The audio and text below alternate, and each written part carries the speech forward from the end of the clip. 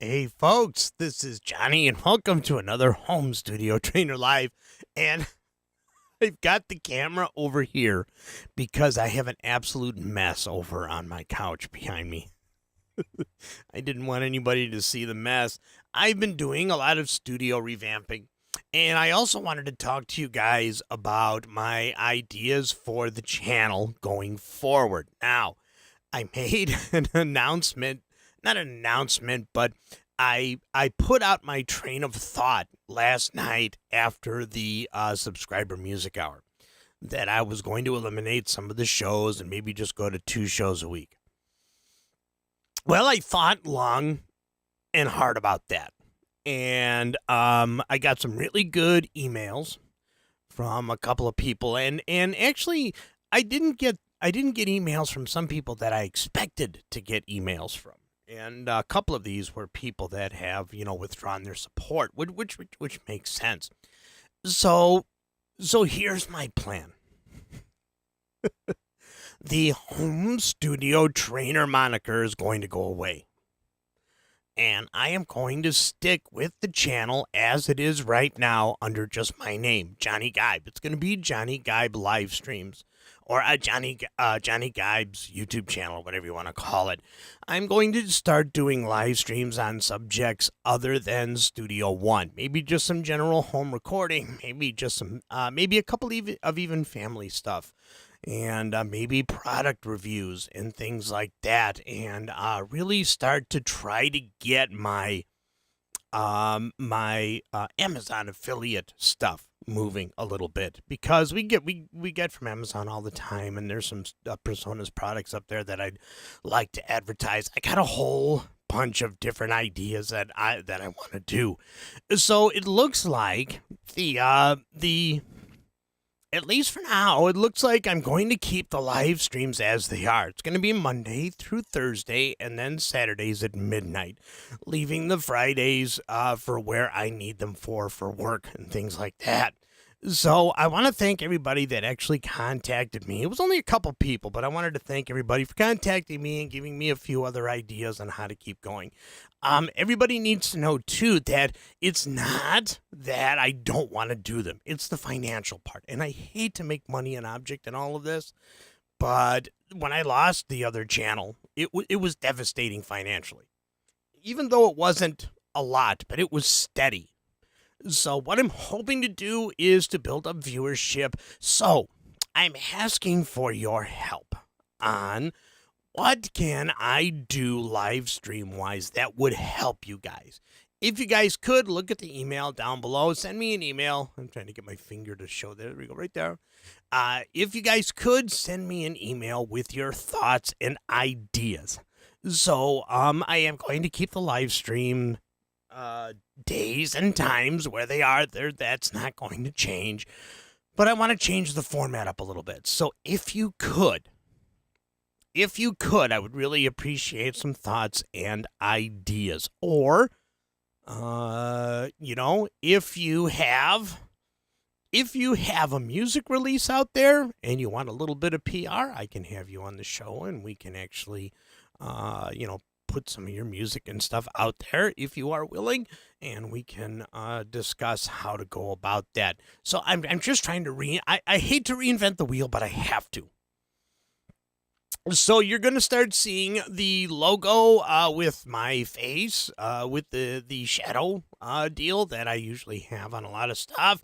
The HST moniker is going to go away, and my videos going forward are going to have just my name on them. Let me know if that's a good or a bad idea, or if you have some sort of creative idea for another name to go along with it. I would love to hear from you. So hopefully that makes sense for everybody.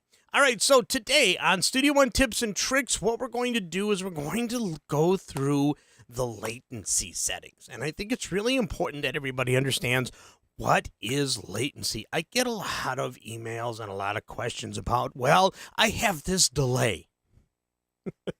Well, it's not so much delay as it is latency.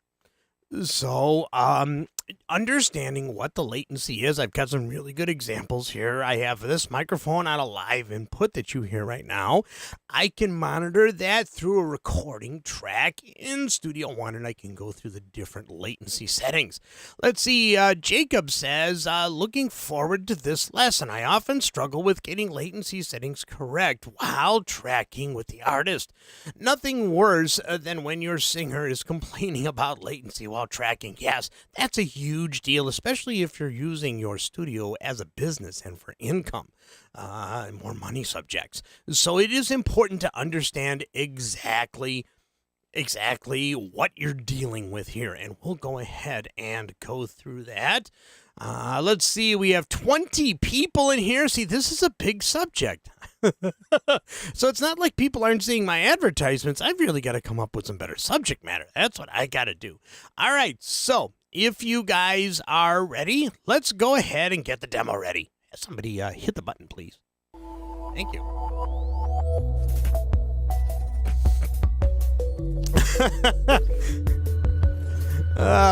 The Wix folks say reinventing the wheel. Just keep it round. Yes, that will be the goal for sure.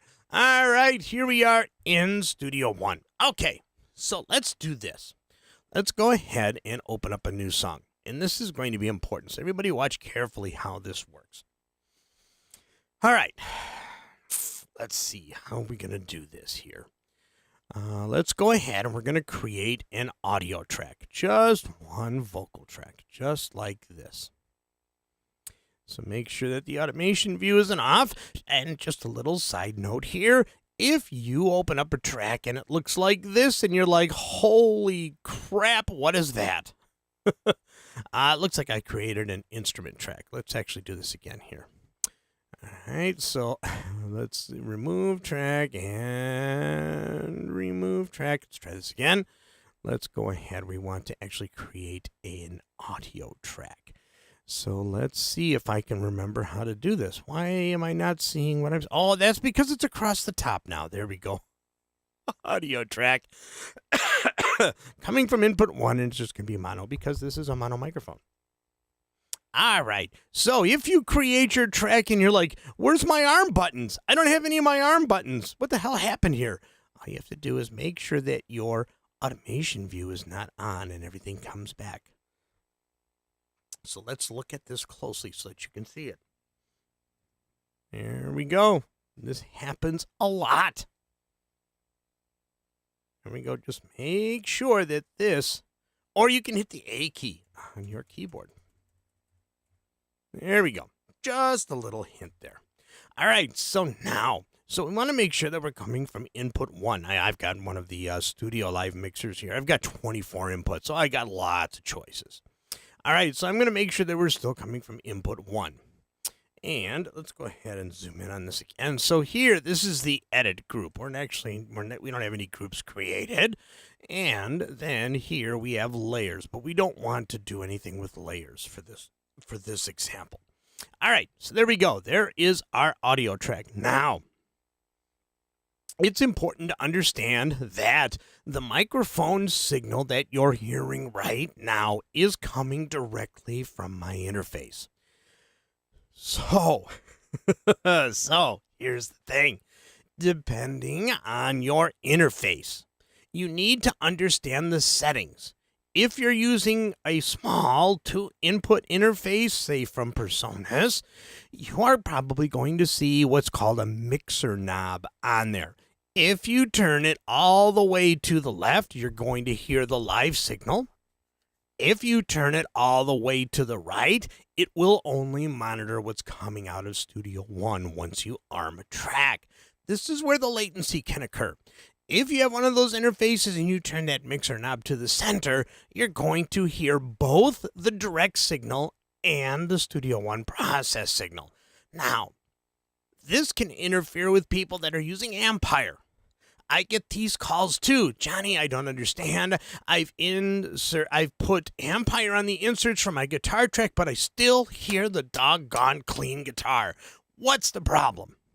Chances are you have your direct monitoring on. For a small 2-input interface, it's going to be that mixer knob. Make sure you turn it all the way to the right on playback. Now, I'm only familiar with PreSonus interfaces. So if you've got something different, see if you have a similar setting.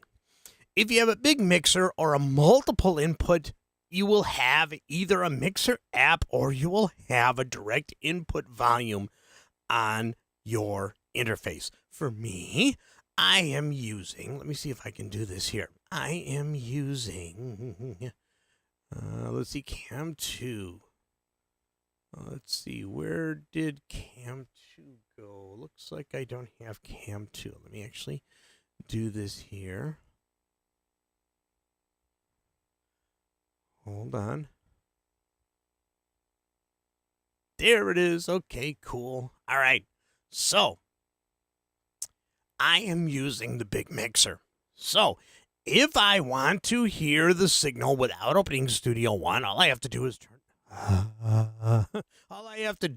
up the fader.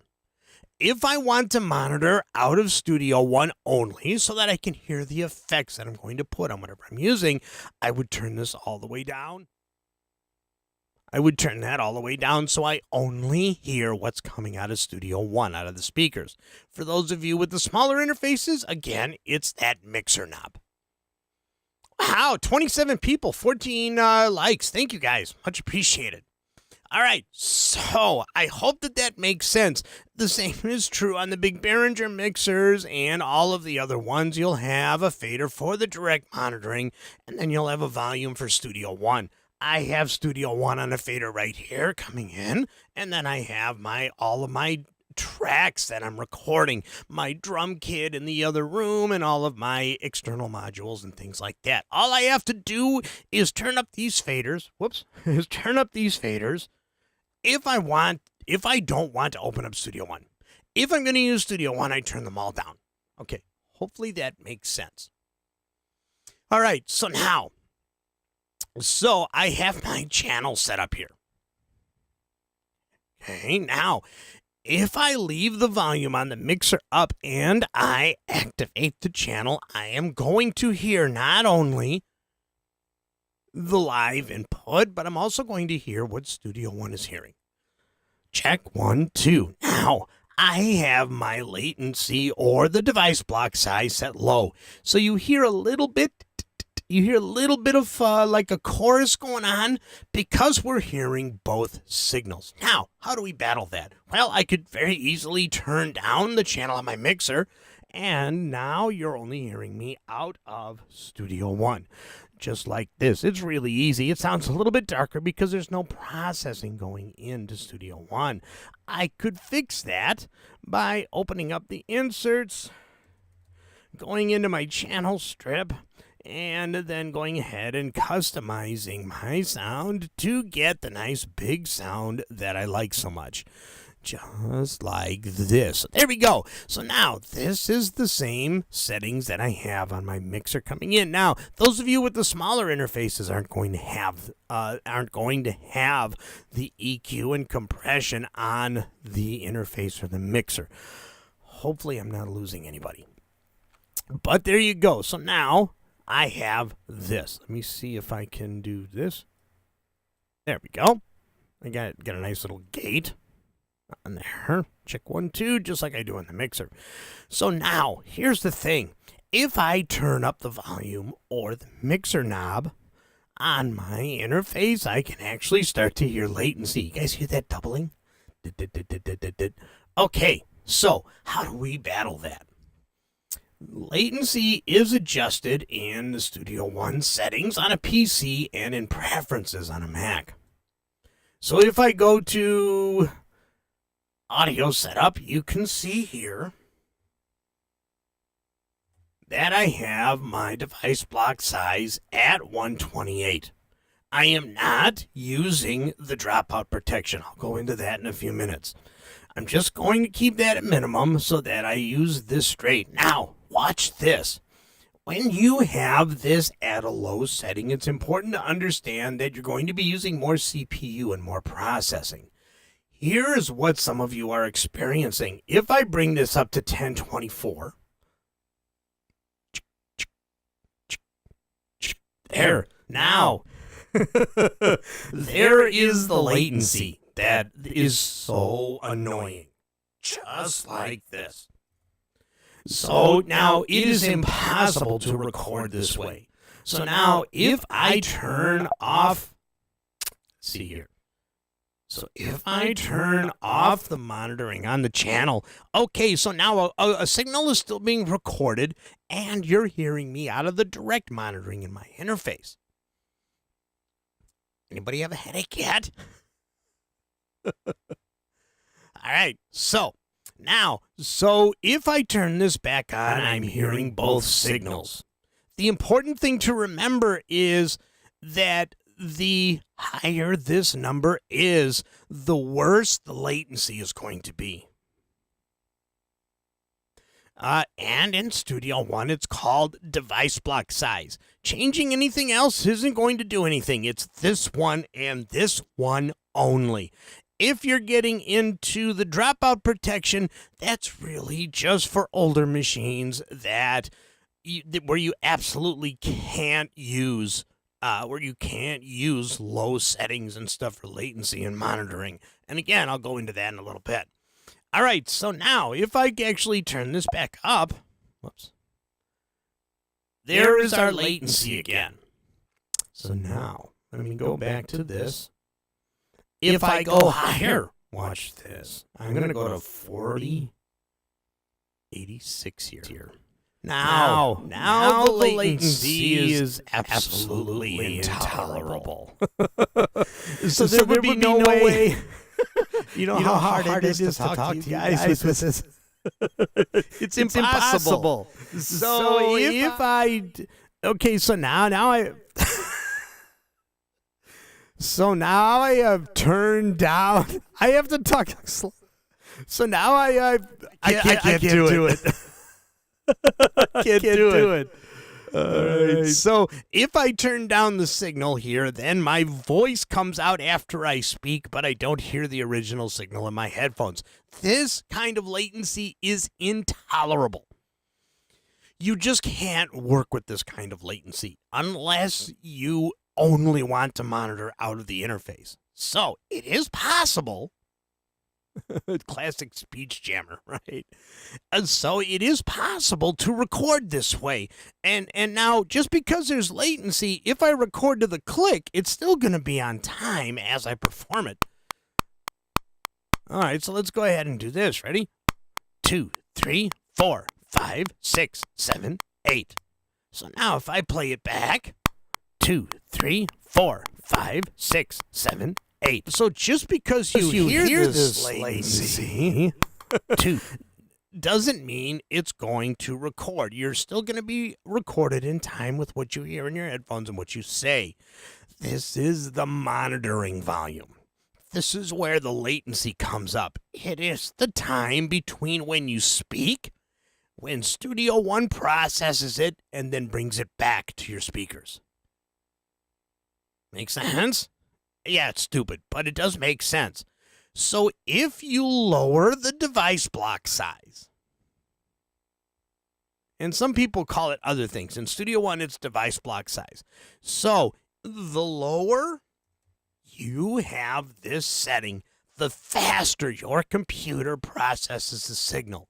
Now, Sheila said she does a 256, and that's what I usually use too. I only use 128 if I'm doing drums and I want it really tight. Now, you can go to the 64, the 32, or the 16, but you guys got to realize, you better have a machine with a lot of CPU power and a lot of memory, because using plugins at these rates for many people is absolutely a no-go because it's going to crash your machine, and Studio One's going to start buzzing, and your CPU's going to go wham against up to the end. So it's important to understand your machine as well. I have a Mac Mini M1 with only 8 gig of RAM, so 256 usually works pretty good for me. So let's see what 256 sounds like. There we go. Oops. Check 1, 2. All right, so it's a little bit doubled. But if I turn down the input signal, I can perform like this. This is no problem. The 128 is a little bit better in my headphones. So I am still kind of hearing the latency, but not as bad when it was at 4086. So the thing, let's see, Studio One compensates for the latency internally. So although you hear the latency, it does not get recorded late. It is adjusted internally. Perfect. Thank you, Johnny, for posting that. That is exactly right. Studio One is going to process it in time. Even though you're hearing latency, you turn off the signal coming in from just that track. When you hear the music, everything that you record will still be in time. It's really important to understand that. So, a quick little review.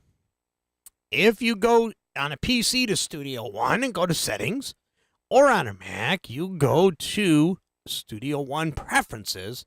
This is the big determining factor right here.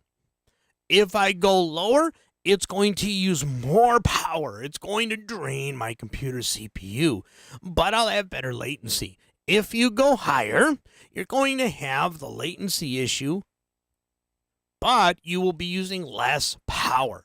So if you're tracking, some people go ahead and drop it to 128, and then when they're processing and putting plugins in, they go back up to like 2048 or 4096. I said 4086 before, sorry. So you got to pick your poison if you have an older machine. If you also have an older machine, I'm just going to touch on this briefly because I've got to do a video on this. I can't really change these settings while I'm live. I could crash the show, and I don't want to do that. So for these, what these options do is, as you go higher through these settings here, okay, you're going to see some of the information here on the round trip and the instrument latency, monitoring latencies. Okay, now this is going to, if you go higher, you might lose the ability for sometimes, not all the time, you might lose the ability to hear the effects on the track while you're monitoring. But this is like for people that don't have the direct monitoring option or the mixer knob on the other interfaces where you can hear the live input and just record to the track and then go back and then do your processing. Okay? So if you actually go to maximum, you're actually going to see little Z's start to show up on some of the channels. And like I said, I'll do a show. I can't do a show. I have to do a video on this because I can't mess with those settings live here, just to show you the options if you have a slower machine. If you have a machine that's only a couple of years old, or you have like a Mac and M1 like mine, you should be able to keep it anywhere on the audio device side. You should be able to keep it at 256 or 128 for your performers and things like that. As you add more plugins and use up more processing, you have these other options available to lower the CPU usage, but remember, it's going to increase your latency. It's the opposite when mixing. Sure, if you are actually tracking, you can do 64 or 128. If you're mixing, you can use 2048 or 4096. Okay, so here's a caveat here. If you go ahead and you do all of your tracking at low latencies and then you bump it up high so you can use a ton of plugins, you must be careful because this is a global setting. This isn't per song.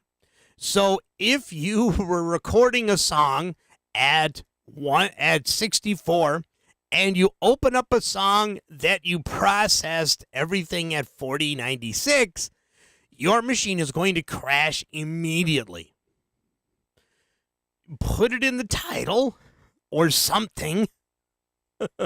Put it in the title for the for the song itself, the latency setting that you last used for that song. Because at 4096, you're going to have a ton of CPU room to just stack plugins until the cows come home. But if you open that song and you forgot to change your Studio One device block size to something higher, if it's still at 64, you open that song, it's going to be a disaster. So you do have to pay attention. So you might be asking, well, why can't they make that setting per song? Because it's a global interface setting, and it's really important that you keep an eye on that. All right, let's see. What have I got here? Let me actually go back up the list here. Actually, I think I'm done with the example. I think what I'm going to go ahead and do is answer some questions. So, fire it up. It is time now for the Q&A. So I'm going to go back. Where am I here? Make sure that I go back to the classroom if we need it. All right, so if I go up, Music Commotion says, can you show folks the low latency monitoring option in the sound settings? Yeah, I think I did that already. If not, tell me what you need me to look at. Let's see. Peter Brooks says, for latency, in Windows, go to power sleep settings and then additional power and select performance, then reboot. Go into your DAW and see if the latency is better. If you are using the Windows sound card, Peter, that is correct. If you are using an external interface, those settings in Windows are only going to affect it a little bit. I have seen it make a huge correction for some people, not sure why, if it's an interface that actually shares the window driver base. But in most cases, changing the settings in Windows will not help the latency in Studio One if you're using an external interface separate from your Windows sounds. It's important to understand. Sometimes it works the way Peter says, but most of the time it won't. At least in my experience, on a Mac, you can do anything you want with the latency settings on the Mac software. It ain't going to do anything. You have to make this change in Studio One, and you have to make sure that you're selecting the correct interface. All right, so let's see. Rich Wrestler, I don't know what he typed there. It doesn't make sense to me. There is Johnny Lipsham's post about Studio One compensating for the latency while you're doing recording. Neil Thompson says, yes, it makes sense. The interface is having to convert the analog to digital, go through the DAW's processing in digital, and then convert it to an analog signal so you can hear it. Correct. Hey, Alps Media's here. Good to see you, Alps. That's our good friend Louie. Let's see. Music to Motion says, record audio with the lowest block size you can, but mix and add the effects using a higher block size to reduce CPU usage. Exactly. All right. Sheila says, yes, please do a video on the dropout protection. I will. Let's see. Neil Thompson to Johnny Lipsham says, that is really great. I was wondering about how the DAW calculates the time and corrects the final event laid down. It is properly in time. Deer Creek Audio says, tell people why you track at low latencies. If JL says Presonus will compensate internally, might be some confusion here. Okay. So the reason why you would record at low latencies, this is at least my reason, is because I like to hear the processing coming out of Studio One. I like to hear what I'm doing with the effects that I'm putting on my vocal, like compression or reverb or whatever, that's going to be on the track in Studio One. So now, If you don't need to hear that, you raise the latency to something like 2048 and you turn off the direct and you turn on the direct monitoring or the dropout protection. That's the other use for that. The time that you sing to the track that you're singing to will still get printed in time despite you hearing the vocal late on the monitoring side. Remember, that's real time. Once the vocal is recorded, Studio One puts it where it needs to be. I know that's a sucky explanation, but you know what Johnny said is actually true. Just as far as Studio One does it, I don't know the math, I don't know the processing or whatever. All I know is that if I'm going to record at a higher device block size, and this is what you guys need to know too, it goes by many other names in other DAWs, but in Studio One, it's not a latency setting, it's the device block size. If you're having latency issues in Studio One, you go to the device block size setting. All right, let me go here. Sheila says, should I update my old 1824 interface to the new 1824C? No, you do not have to. It is the same exact interface. It's just a different connection, and the latency isn't any better or worse on those two. All right, so Neil says, now, this all becomes a tougher prospect when trying to live monitor live performances, recording of an internal virtual instrument. There are less options. Correct. It's a whole different ball of wax if you're doing a live situation and using VST instruments. I'm not quite sure I can do a live stream on that, but maybe I can. I'll have to figure that out. Deer Creek says, my point is PreSonus won't keep you in sync automatically if you monitor the input versus hearing the high latency playback. Okay, it does for me, Deer Creek. I'm not quite sure why that would happen. But it doesn't matter what you have the latency set to. It depends on what you're monitoring. So if you're monitoring the live input and you've got the latency set high, and if you monitor out of Studio One, the vocal, you're going to hear it late, but it's still getting printed in the right place, at least in my experience. I can only speak to my experience. So if you're having a different issue with that, you would have to actually contact PreSonus support and see where the issue might be, because I have never experienced that, and I have recorded at really, really high latencies. All right, let's see as I go through here. Johnny Lipsham to Deer Creek says, it is a matter of fact that Studio One compensates internally. It's not my personal opinion. Yes, and it's my personal experience. And Deer Creek, I don't want you to think like I'm saying you're wrong. You might have a separate issue going on your computer, but all I can say is that no matter where I have the latency setting or the dropout protection, I don't have any issue with the track that I recorded lining up. I've just never seen it. And Billy Morgan says, you guys are also DR. I have no idea what that means, Billy. This is, I don't even know what to call it. Let's see. John Edgar to Johnny Lipsham Studio says, let's see. I wished you a good evening earlier in the chat. Good evening, my friend. Dwayne is here. He says, do you print wet while recording? If you have effect, that's a great question. This is for Dwayne.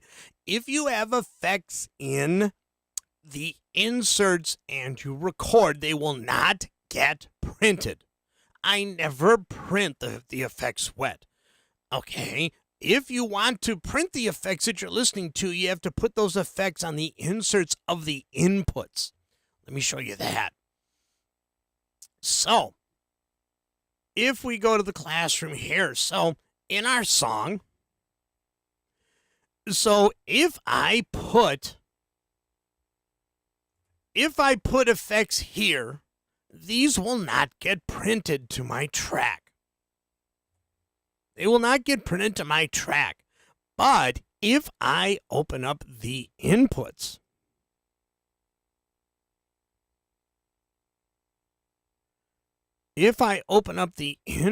let's see, do I not have? I got plenty of inputs. Okay, if I open up the inputs and I put the effects here on these inserts, anything I put here will be printed to the track. That's important to understand. So if you put the effects on the inserts on the input part, they will get recorded. If you only put them on the part, on the inserts on the track in the mixing console, they will not get printed. Same goes with the send effects.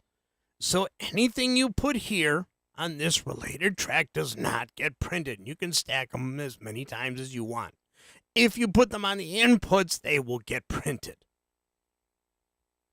Just like that. So I never put anything here. Never do. I don't even use the input side of it. Hopefully that makes sense.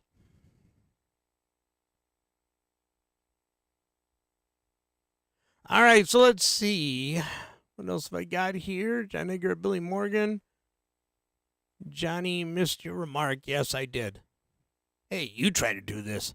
It's not easy. Rich Wrestler says, Johnny Gibe, your thoughts on effects on the inputs, EQ, and compression. My thoughts? Don't do it. There is no need to pre-process your track going in. I never do it. Those are my thoughts. I only use the inserts or I use effects or send channels. That's it. Billy Morgan says, yep, he did. Sometimes I misunderstood, other times not so much. Well, don't forget, sometimes I'm just a complete idiot when it comes to reading through everything so fast in the chat. It is really hard to do, guys. I got to be honest. It is really, really hard to do. All right, we have 32 people in here and we have 20 likes. Thank you. If you guys got any more questions, please let me know. Rich Wrestler says, I noticed when I place effects on the inputs, the monitor button is still needs to be active. Yes, it does. Yes, it does. Dwayne says, yes, thanks. Makes sense. Excellent. Excellent, excellent, excellent. Let's see. So I'm going up the ladder. I want to make sure.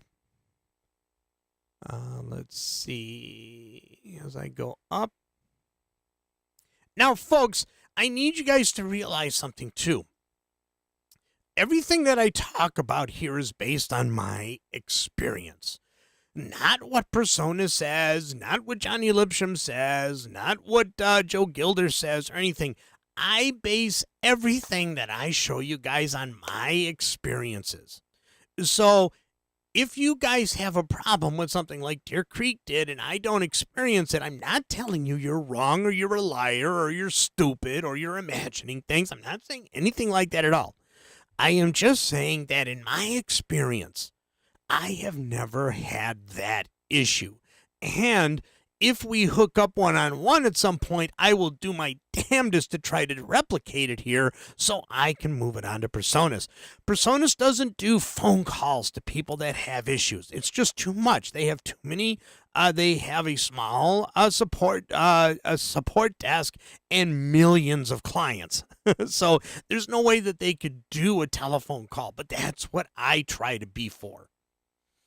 So if you send Personas a ticket for an issue that you're having and you're not really, understanding the emails that they're sending you or what they think the issue is, please contact me. I will be happy to get one-on-one with you and help go through the Personas ticket, and we will try things here. Because if I can duplicate it, being a beta tester, I can actually push it forward. Okay? Not that you can't push it forward, but maybe I can give it a little extra push. Okay? I make that available to everybody. To everybody, even people that aren't subscribed.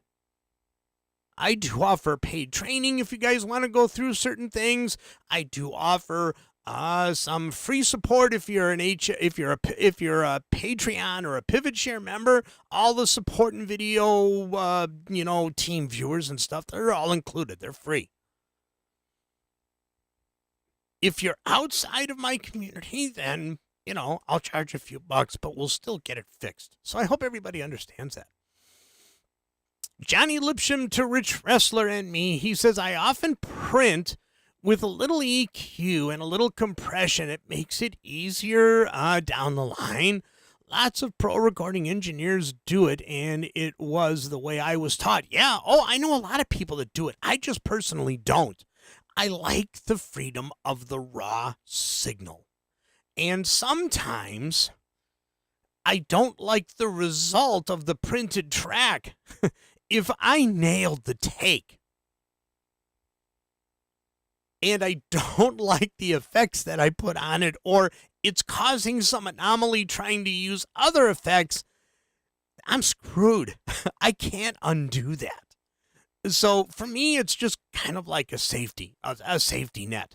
Just putting them on the inserts of the actual track in Studio One and not on the inputs. So I have the absolute raw signal and I can process it. It has the same effect before or after. It's just a matter of what you're secure with.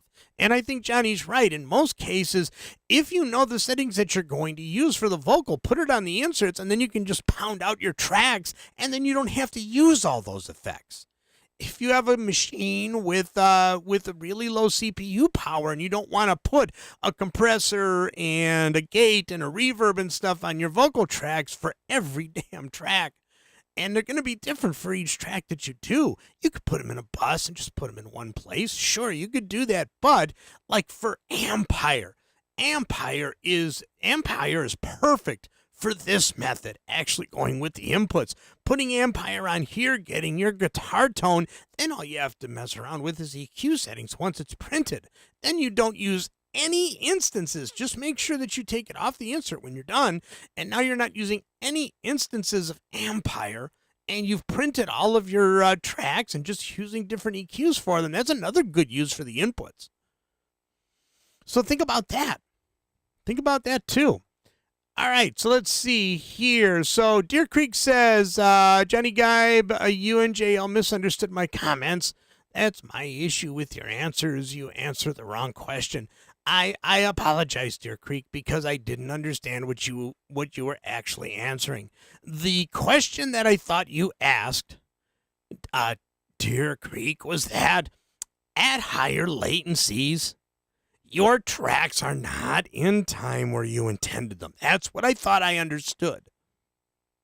So I do apologize. It could be the way you're asking the question. It could be the fact that I'm a complete idiot. It could be the fact that Johnny doesn't understand and maybe he's an idiot too. I don't know. But if it's an issue, Deer Creek, I really want to help you figure it out. I don't want you to think like I don't want to help you figure it out. I really, really do. And more so than anything, I'd like to understand what I'm misunderstanding. But when you type things out, maybe if we hooked up on the phone or something like that, you could explain it to me better. I don't know. I'm not saying it's your fault. I'm not saying like I don't want to help, because it kind of sounds like what you're getting to, that like you think we're not maybe we don't want to understand what your issue is. So I apologize, Deer Creek. I really do. I apologize. John Edgar says, great job explaining. Keep it up, Maestro. Thank you for that. Let's see, Neil Thompson to Johnny L. Considering that this is dragging the signal through some digital processing along the way, this gives a case to actual analog hardware effects on the way in. Oh, sure. Well, they make vocal processors. This is for Neil Thompson. They make vocal processors. Let me get back here a little bit more personal here. They make vocal processors where you can plug in your mic, do all the processing on the unit, and then take the output of that and plug that into Studio One. Sure, you could do that. I used to do that all the time because I didn't have any external compressors. I used to record my vocal through a guitar processor that had an awesome compressor in it. It was just a Radio Shack 1/4-inch mic going into the guitar processor. It was a rack mount. It was my old Yamaha GEP 50. So, and it had a great compressor and it sounded great with my vocals. So I would plug my microphone into that and then the output of that into the input of my then VS2480 and record my vocal.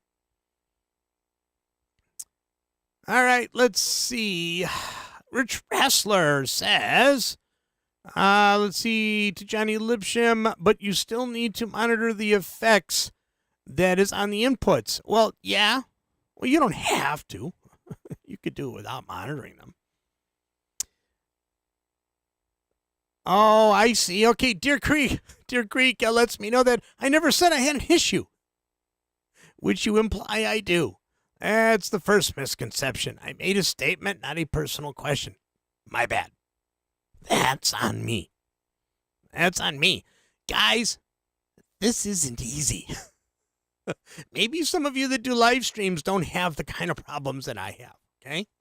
I'm not the sharpest knife in the drawer, and sometimes I feel like I'm a spoon amongst steak knives. So it really, I get it. I get it. Sometimes I don't understand. So, it's most of what I see in the chat are questions. I assumed improperly, Deer Creek, that you were having this issue. So I did not understand the statement. I apologize. Okay, even Johnny says, sorry, mate, but for me, it was not me misunderstanding your point, but all I did was state a fact that Studio One internally compensates for latency. Okay, correct. See, for me, I totally missed it. Oh, man. All right, Johnny Lipsham also says to Rich, he says if I am only printing EQ and compression, then I don't need to monitor, especially since I will have spent time dialing it in the sound before the recording. Good point. Good point. 36 people, 27 likes. Oh, and getting back to the subject of the live streams. Sorry. Send me an email on your thoughts, please, or make a comment in the comments area of when this becomes a video. Should I have the start times for these at 7 o'clock instead of 6? Or for those of you that aren't in my time zone, an hour later? Because I noticed that after about 6:30, quarter to 7, I got twice the views. I've got 38 viewers in here now talking about the latency. Let me know what you guys think. Okay. All right. So let's see here. Bob Studio says, as far as effects on the live input, set it and forget it. You should know better when you twist a knob. Sure. Tony Cardona is here. Says, what you do is pressure packed, stress inducing for free. Oh, Tony, you are more right than you know. Bob Studio says, good to see you, JG. And you are cool. Thank you. Billy Morgan says, it's just one of those days, friends. And Rich says, got it, Johnny. All right, very cool. All right, we got 36 people in here and 27 likes. We're talking about latency. If you go back in time in this live stream, you will actually see where I talked about the device block size setting. Now, I couldn't do anything on the dropout protection because I didn't want to crash the show. So I will do a video on that. And I'll probably go ahead and play that video on a live stream so that I can take questions. All right, Sheila says she's okay with that time. Yes, on the time change. Rob Kane is laughing. He says, Johnny Geib, you're a spoon. I'm a spoon. That was a great analogy. I'm not even in the drawer with the silverware. That takes it to another level, Rob. Right, exactly. I wasn't even in the box in the in Target. I think I was on the floor of their cafeteria somewhere. All right, so there we go. Billy Morgan says, Rob Kane. Hi, pal. Johnny Lipsham says, I thought it would be helpful for folks to know that Studio One has some internal latency compensation. And yes, it is. It is important, especially if you're using the dropout protection or you're actually recording at higher latencies and direct monitoring from your interface. That is important to know. It's important to know that Studio One will automatically place your recording in the timing that you intended, not in the timing that the latency took it. It is very important. All right, so let's see. Burlap Studio says, but I still want to say, hey, Burlap. Let's see. So Johnny to Rob Kane, he says, I wasn't even in the vein of the silver mine. That's how far out we are. Let's see. Oh, and Kyle Jedruziak, as only Kyle can, he says that he is, in fact, the spork of the bunch. Everything okay? All right, so very cool. Let's see. You are a star at the top of the Christmas tree for me, says Tony. Thank you for that, by the way. Give me 1 second.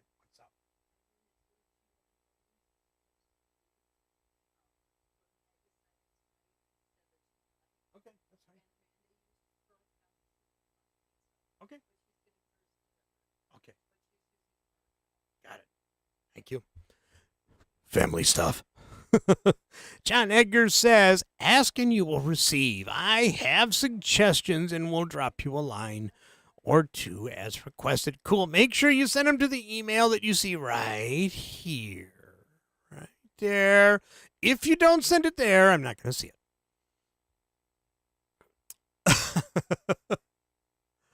All right. So let's see. Neil Thompson.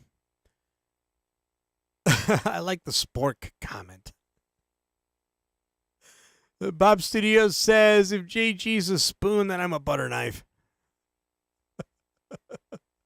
All right, Sean White is here. Good to see you, Sean, and great song last night, by the way. He says, I'm sort of jumping the gun. I want to get it before my phone dies. Is anyone going to drop a link for the after chat? Johnny, an hour later works for me. Good deal. Neil Thompson says, if the other subscribers are anything like me, the late corners are mostly people who are doing other random things. Looked at the clock around 6:40 and said, oh shit, and joined in. Yeah, that's true.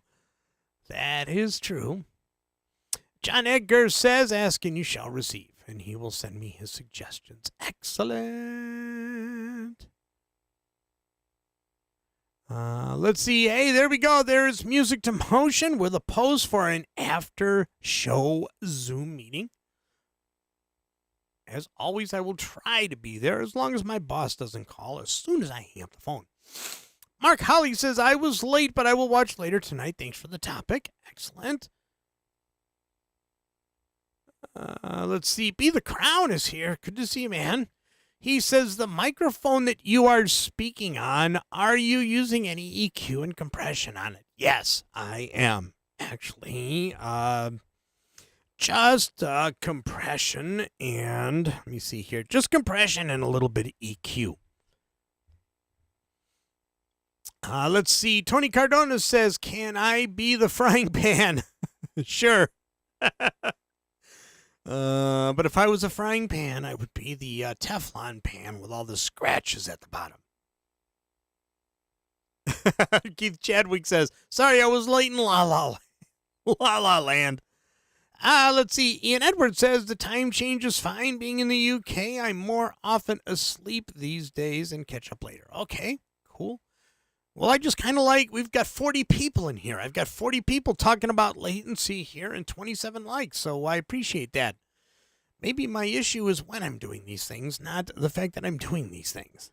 All right, it is time for me to go. I want to thank everybody for the awesome questions. This was a really, really good subject, and I should probably do more of a Q&A on this and do more examples. I will get working on the dropout protection options and seeing if I can come up with a good way to show it. I will also test if I can do it live. Last time I tried it live on my PC, it shut down the show, so I don't want to do that. Tony Cardona says, if you were Teflon, nothing would stick to you. Yes, and unfortunately, everything sticks to me. Let's see, Neil Thompson says, I think next Monday there will be more than one song about kitchen cutlery. That would be cool. Very cool. Let's see what else we got. Bob New York says, how about a tutorial on teaching forks to do not be teaching? Oh, I thought he said forks. There goes my mind. He says, how about teaching folks to do not to become a musician? More parents would appreciate it. Yep, I'll never do that show. John Egger says, good evening, HST community members. Good show. Thank you for that. And that is going to be it for me. These are my last few words. And buy something from Louis. Later. Yeah, stupid.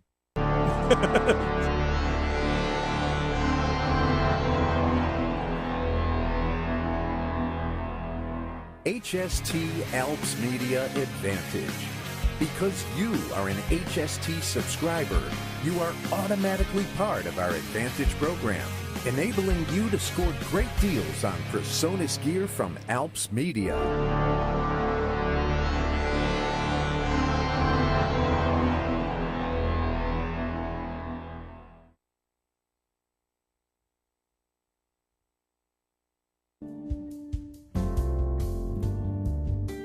Join Johnny Geib and Johnny Lipsham every Wednesday night at 6 p.m. Central Time for Songwriting Simplified. Fun and informative. See you there.